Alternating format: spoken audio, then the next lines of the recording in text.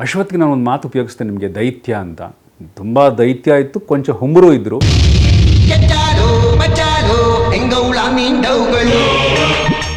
ಆನದ ಕಡಲಿಗೆ ಹಂಬಲಿಸಿದೆ ಮನ ಮನ.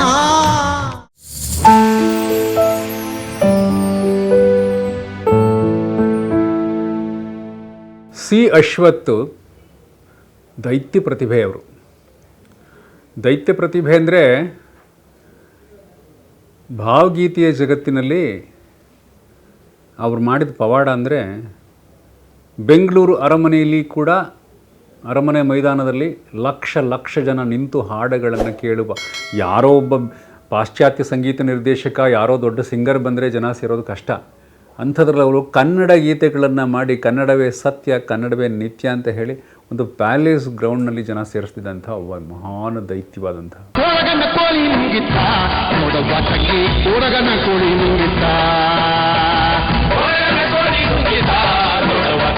ವಚನಗಳನ್ನು ಹಾಡಿದರು, ಕೀರ್ತನೆಗಳನ್ನು ಹಾಡಿದರು, ಭಾವಗೀತೆಗಳನ್ನು ಹಾಡಿದರು, ಶರೀಫರನ್ನ ಹಾಡಿದರು. ಹಾಗಾಗಿ ಅಶ್ವಥ್ ಅವ್ರನ್ನ ನೀವು ಕೇವಲ ಭಾವಗೀತೆಗಳ ಗಾಯಕ ಅಥವಾ ಸಂಯೋಜಕ ಅಂತ ಹೇಳೋಕ್ಕಾಗಲ್ಲ. ನಾಟಕಗಳಿಗೆ ಸಂಗೀತ ಮಾಡಿದ್ದಾರೆ, ಬೇಕಾದಷ್ಟು ರಂಗ ಸಂಗೀತಗಳನ್ನು ಕೊಟ್ಟಿದ್ದಾರೆ. ಅನಂತರ ಸಿನಿಮಾಗೆ ಬಂದರೆ ಆ ಮನುಷ್ಯ ಎಷ್ಟು ದೈತ್ಯ ಅಂದರೆ, ಬರೀ ಎಷ್ಟು ಹಾಡು, ಎಲ್ಲೆಲ್ಲಿ ಹಾಡು ಬರುತ್ತೆ, ಆ ಹಾಡು ಏನು ಹಂಗಿಲ್ಲ, ಪೂರ್ತಿ ಚಿತ್ರಕಥೆ ಕೂತ್ಕೊಂಡ್ಬಿಟ್ಟು ಚಿತ್ರಕಥೆಯ ಭಾಗವಾಗಿ ಹಾಡುಗಳು ಹೇಗೆ ಕೆಲಸ ಮಾಡುತ್ತೆ, ಎಷ್ಟು ಹಾಡುಗಳಿರಬೇಕು, ಎಷ್ಟು ಹಾಡುಗಳು ಬೇಕು, ಎಷ್ಟು ಹಾಡುಗಳು ಬೇಡ. ಸ್ವಲ್ಪ ಹಾಡುಗಳ ಲೋಲುಪತೆ ಅವರಿಗೆ, ಹೆಚ್ಚು ಹಾಡುಗಳನ್ನು ಅಪೇಕ್ಷೆ ಪಡ್ತಿದ್ರು. ಬಟ್ ತುಂಬ ಅದಮ್ಯವಾದಂಥ ಕ್ರಿಯಾಶೀಲ ಮನುಷ್ಯ. ನಾವಿಲ್ಲಿ ಮಿನರ್ವಾ ಹೋಟೆಲ್ ಸರ್ಕಲಲ್ಲಿ ಒಂದು ಹೋಟೆಲ್ ಕಾಮತ್ ಅಂತ ಇರ್ತಿತ್ತು. ಅಲ್ಲಿ ಯಾವಾಗಲೂ ಸಾಧಾರಣವಾಗಿ ಅಲ್ಲಿ ಸೇರ್ತಿದ್ದು ಸಂಗೀತ, ಚರ್ಚೆ, ಕಂಪೋಸಿಷನ್ ಅಂತಂದರೆ ಹಾಡುಗಳು, ಚಿತ್ರಕಥೆಯ ರಚನೆ ಇತ್ಯಾದಿಗಳಿಗೆ ಸಂಬಂಧಪಟ್ಟ ಹಾಗಂತೆ ಸಭೆ ಮಾಡ್ತಿದ್ದು. ಉಳಿದಂತೆ ಅವ್ರ ಮನೆಯಲ್ಲೇ ಎಲ್ರಿಗೂ ದಾಸೋಹ ಎಲ್ಲರನ್ನೂ ಕರೆದು ಊಟ ಹಾಕಿ ಸಂಗೀತದ ಮಾತಾಡಬೇಕು, ಸಂಗೀತದ ಚರ್ಚೆ ಮಾಡಬೇಕು ಅಂದರೆ ಅವ್ರಿಗೆ ಬಹಳ ಇಷ್ಟವಾದಂಥದ್ದು. ನನಗೆ ಅವರು ಗಾಯಕರಾಗಿ ಪರಿಚಯ ಇದ್ದರು. ಕೊಟ್ರೇಶಿ ಕನಸು ಮಾಡೋ ಸಂದರ್ಭದಲ್ಲಿ ನಾನು ಅಶ್ವಥ್ ಅವರನ್ನು ಸಂಗೀತ ನಿರ್ದೇಶಕರಾಗಿ ಆ ಚಿತ್ರದಲ್ಲಿ ಅವರ ಪ್ರತಿಭೆಯನ್ನು ಬಳಸ್ಕೊಳ್ತಕ್ಕಂಥ ಅವಕಾಶ. ಸಾಮಾನ್ಯವಾಗಿ ಕೊಟ್ರೇಶಿ ಕನಸು ಅಂಥ ಚಿತ್ರಗಳಿಗೆ ಹಾಡುಗಳು ಸ್ವಲ್ಪ ಅಪಥ್ಯ. ಯಾಕೆಂದರೆ ಅದೊಂದು ಸ್ವಲ್ಪ ಕಲಾತ್ಮಕ ಎನ್ನಬಹುದಾದ ಚಿತ್ರ. ಆದರೆ ಹಠ ಹಿಡಿದ್ಬಿಟ್ರು ಅವರು. ಯಾರು ಹೇಳಿದ್ದು ಕಲಾತ್ಮಕ ಚಿತ್ರ ಅಂತಂದರೆ ಜನ ನೋಡಬಾರ್ದು, ಅಲ್ಲಿ ಹಾಡುಗಳಿರಬಾರ್ದು, ಮನೋರಂಜನೆ ಇರಬಾರ್ದು, ಇದು ತಪ್ಪು. ಇದು ಇಂಥ ಗಂಭೀರವಾದ ಚಿತ್ರಗಳನ್ನು ಹೆಚ್ಚು ಜನರಿಗೆ ತಲುಪಿಸ್ಬೇಕು, ಒಳ್ಳೆ ಹಾಡುಗಳನ್ನ ಮಾಡೋಣ ಅಂತ ಹೇಳಿ ಆ ಚಿತ್ರಕ್ಕೆ 6 ಹಾಡುಗಳು ಕೊಟ್ರೇಶಿನಲ್ಲಿ. ನಮ್ಮ ವಿಜಯ ರಾಘವೇಂದ್ರನಿಗೆ ಅತ್ಯುತ್ತಮ ಬಾಲನಟ ಪ್ರಶಸ್ತಿ ಬಂತು ನ್ಯಾಷನಲ್ ಲೆವೆಲಲ್ಲಿ ಅದರಲ್ಲಿ. ಆಮೇಲೆ ಕರಿಬಸವಯ್ಯ, ಉಮಾಶ್ರೀ, ಬಿ ಜಯಶ್ರೀ, ಇದೆಲ್ಲ ಪರಿವಾರ ಇದ್ದಂಥದ್ದು. ಆ ಹಾಡುಗಳಲ್ಲಿ ಏನು ಮಾಡೋರು ಅವರು, ಕಥೆಯಲ್ಲಿ 5-6 ದೃಶ್ಯಗಳನ್ನು ನಾವು ನೆರೇಟ್ ಮಾಡಿದರೆ 5-6 ದೃಶ್ಯಗಳನ್ನು ಕಟ್ ಮಾಡಿ ಅಷ್ಟನ್ನು ಒಂದು ಹಾಡಲ್ಲಿ ಹೇಳೋಕ್ಕೆ ಸಾಧ್ಯವ ಅಂತ ಪ್ಲ್ಯಾನ್ ಮಾಡೋರು. ಸೊ ಹಾಗಾಗಿ ಸಂಗೀತ ಅನ್ನುವಂಥದ್ದು, ಒಂದು ಹಾಡು ಅನ್ನೋದು ಒಂದು ಎಡಿಟರ್ ಥರ ಕೆಲಸ ಮಾಡ್ತಾಯಿತ್ತು. 10 ದೃಶ್ಯಗಳಿಗೆ ಸಂವಾದಿಯಾಗಿ ಒಂದು ಹಾಡು ಬಂದುಬಿಡ್ತಿತ್ತು.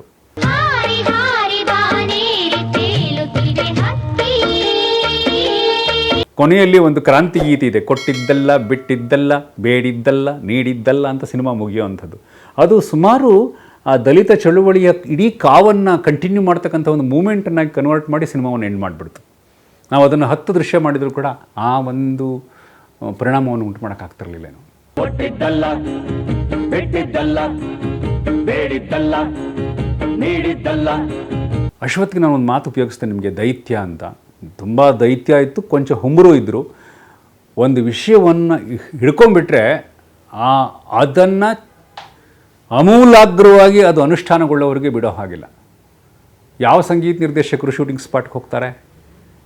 ಇವ್ರು ಶೂಟಿಂಗ್ ಸ್ಪಾಟಿಗೆ ಬಂದು ಕೂತು ಬಿಡೋರಲ್ಲೇ.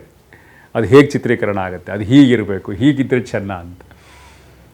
ಅಂದರೆ ಒಂದು ರೀತಿಯಲ್ಲಿ ಮೂಗು ತೂರಿಸುವಂಥ ಸ್ವಭಾವ ಅಂತ ಅಲ್ಲ, ಅಚ್ಚುಕಟ್ಟಾಗಿ ಆಗಬೇಕು ಅಂತಕ್ಕಂಥದ್ದು. ಶೂಟಿಂಗ್ ಸ್ಪಾಟಿಗೆ ಬಂದರೆ ಸುಮ್ಮನೆ ಅವರು ಸಾಂಗ್ ಶೂಟಿಂಗ್ ಮಾಡೋಕ್ಕೆ ಬರ್ತಿರ್ಲಿಲ್ಲ. ಅವತ್ತು ಊಟ ಹೇಗಿರಬೇಕು, ಅವತ್ತು ಏನು ತರಬೇಕು, ಏನು ತರಬಾರ್ದು, ಅವತ್ತು ಯಾವ ಚರ್ಚೆ ಆಗಬೇಕು, ಅಂದರೆ ಒಂದು ಚಡಪಡಿಕೆ, ವಿಚಿತ್ರ ಚಡಪಡಿಕೆ ಮನುಷ್ಯ. ಆ ಚಡಪಡಿಕೆಯಲ್ಲಿ ಅವ್ರ ಹಾಡುಗಳು ಹುಟ್ಟುತ್ತಾ ಇದ್ದು.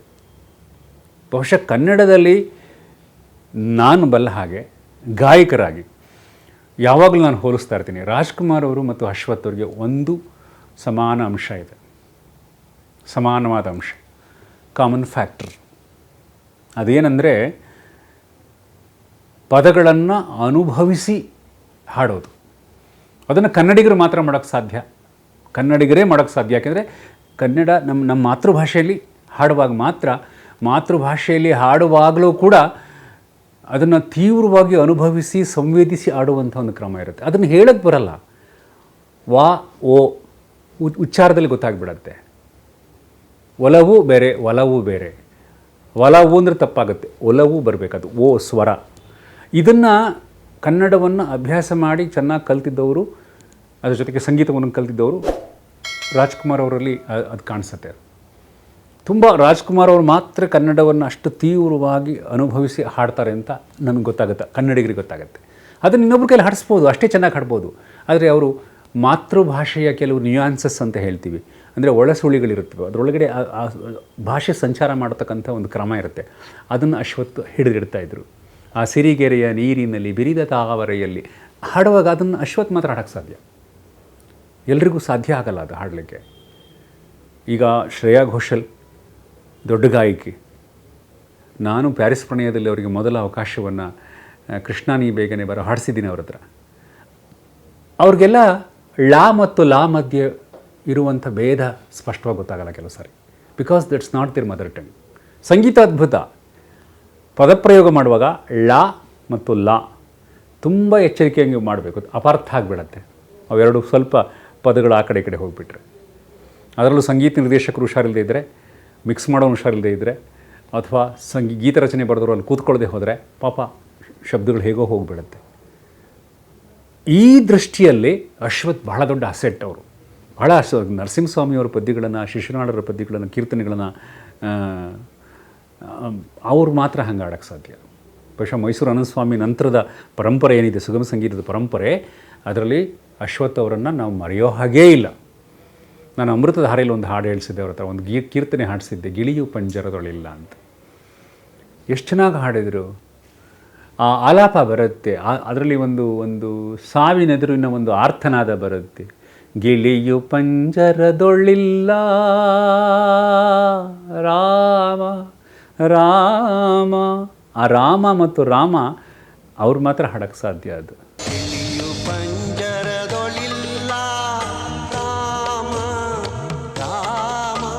ಆ ಪ್ರಾಣವೆನ್ನುವಂಥ ಗಿಳಿ ದೇಹವೆಂಬ ಪಂಜರವನ್ನು ಬಿಟ್ಟು ಹೋಯಿತು ಅಂತ, ಗಿಳಿಯು ಪಂಜರದೊಳಿಲ್ಲ. ಬಹಳ ಚೆನ್ನಾಗಿ ಹಾಡಿದರು ಅಶ್ವಥ್ ಅವರು ಅದನ್ನು. ಈ ಥರ ಕನ್ನಡ ಸಾಹಿತ್ಯವನ್ನು ಓದಿಕೊಂಡು, ಕನ್ನಡ ಕಾವ್ಯವನ್ನು ಓದಿಕೊಂಡು, ಕನ್ನಡ ರಂಗಭೂಮಿಯನ್ನು ನೋಡಿಕೊಂಡು, ಕನ್ನಡ ಚಲನಚಿತ್ರವನ್ನು ನೋಡಿಕೊಂಡು, ಒಟ್ಟೊಟ್ಟಿಗೆ ಒಂದು ಎಲ್ಲ ಮಾಧ್ಯಮಗಳ ಸಾರವನ್ನು ಹೀರಿಕೊಂಡು ಬದುಕಿದ್ದ ಅಶ್ವಥ್ ಅವರು ಬಹಳ ಉತ್ಕಟವಾಗಿ ಬದುಕಿದ್ದ ಮನುಷ್ಯ. ಒಂದು ಫಿಲ್ಮ್ ಫೆಸ್ಟಿವಲ್, ಒಂದು ನಾಟಕೋತ್ಸವ, ಒಂದು ಇದು ಅಂದರೆ ಆ ಸಂಭ್ರಮ ಸಡಗರ ಅವ್ರು ನೋಡಬೇಕಾಗಿತ್ತು. ಸೊ ಹಾಗಾಗಿ ಮ್ಯೂಸಿಕ್ ಜೊತೆಗೆ ಈ ವಾಸ್ ವೆರಿ ವೈಬ್ರೆಂಟ್ ಆಗಿದ್ದಂಥ ಮನುಷ್ಯ ಅವರು. ನಾನು ಎಲ್ಲರ ಜೊತೆಗೆ ಒಂದೊಂದೇ ಸಿನಿಮಾ ಮಾಡಿರೋದು, ಆದರೆ ಎಷ್ಟು ಸ್ನೇಹಿತರಾಗಿದ್ದರು ಅವರು ಅಂತಂದರೆ, ನಾನೇನೋ ಅಮೆರಿಕ ಮಾಡ್ತಿದ್ದೆ, ಚರ್ಚಿಗೆ ಬರ್ತಿದ್ರು, ನಾನು ಕೊಟ್ರೇಶಿ ಕನಸು ಮಾಡಿದಾಗ ಮ್ಯೂಸಿಕ್ ಮಾಡಿದರು, ಇನ್ನೆಲ್ಲೋ ಇಳೆಯರಾಜ ಅವ್ರ ಜೊತೆಗೆ ಒಂದು ಸಿನಿಮಾ ಮಾಡಿದೆ, ವಿಜಯ ಭಾಸ್ಕರ್ ಜೊತೆ ಒಂದು ಸಿನಿಮಾ ಮಾಡಿದೆ, ಒಂದೊಂದು ಎರಡೆರಡು ಸಿನಿಮಾಗಳಿರ್ಬೋದು. ಆದರೆ ಅವ್ರ ಜೊತೆಗೆ ಒಂದು ಸಾತತ್ಯ ಇರ್ತಿತ್ತು, ಕಂಟಿನ್ಯೂಟಿ ಇರ್ತಿತ್ತು. ಒಂದು ಡಿಸ್ಕಷನ್ ಕರೆದ್ರೆ ನಾನು ಮ್ಯೂಸಿಕ್ ಮಾಡ್ತೀನೋ ಇಲ್ವೋ ಅದು ಬೇರೆ ವಿಷಯ, ನಾನು ಬಂದು ಕೂತ್ಕೋತೀನಿ, ಹೇಳಿ ಕತೆ ಹೇಳಿ. ಇದು ಅಶ್ವಥ್ ಅವ್ರಿಗಿದ್ದಂಥ ಧೋರಣೆ. ನಾನು ಮನೋಮೂರ್ತಿಯವ್ರನ್ನ ಇಂಟ್ರಡ್ಯೂಸ್ ಮಾಡಿದಾಗ, ಒಳ್ಳೆ ಕೆಲಸ ಮಾಡಿದ್ರಿ, ಆ ಸಿನಿಮಾ ಆ ಮ್ಯೂಸಿಕ್ಕು ನಾನು ಕೈಲಿ ಮಾಡೋಕ್ಕಾಗ್ತಿರ್ಲಿಲ್ಲ, ನಾನು ಮಾಡಬಾರ್ದು ಅದು ನನ್ನವರು. ಈ ಥರದ ಮುಕ್ತತೆ ಬೇಕು, ಈ ಥರದ ಒಂದು ಓಪನ್ನೆಸ್ ಬೇಕು.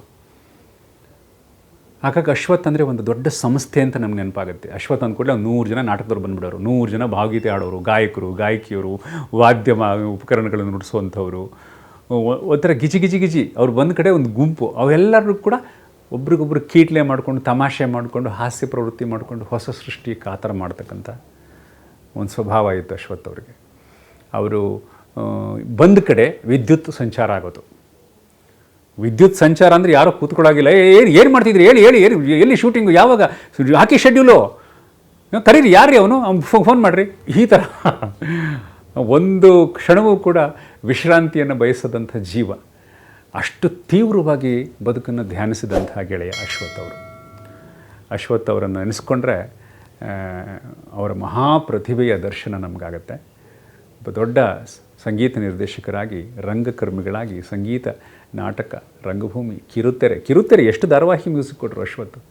ಟಿ ಎನ್ ಸೀತಾರಾಮ್ ಅವರು ಅನೇಕ ಧಾರಾವಾಹಿಗಳಿಗೆ ಅವರು ಸಂಗೀತ ಕೊಟ್ಟಿದ್ದಾರೆ. ಕಲಾಕ್ಷೇತ್ರದ ಅನೇಕ ನಾಟಕಗಳಿಗೆ ಅವರು ಸಂಗೀತ ಕೊಟ್ಟಿದ್ದಾರೆ, ಅನೇಕ ಚಿತ್ರಗಳಿಗೆ ಕೊಟ್ಟಿದ್ದಾರೆ. ಅಶ್ವಥ್ ವೈದಿ ಕಾಂಬಿನೇಷನಲ್ಲಿ ಎಷ್ಟು ಫಿಲ್ಮ್ಸ್ಗಳು ಬಂತು ಮತ್ತು ಹಾಡಿದ್ದಾರೆ. ಜನಪ್ರಿಯತೆ ಹಾಡುಗಳು, ಅದರಲ್ಲಿ ಐಟಮ್ ಸಾಂಗ್ ಎಲ್ಲ ಹಾಡಿದ್ದಾರೆ ಅಂತ ಕಾಣುತ್ತೆ ಅವರು. ಹೀಗಾಗಿ ಅಶ್ವಥ್ ಅಂದರೆ ಒಂದು ಸಮಗ್ರ ವ್ಯಕ್ತಿತ್ವ.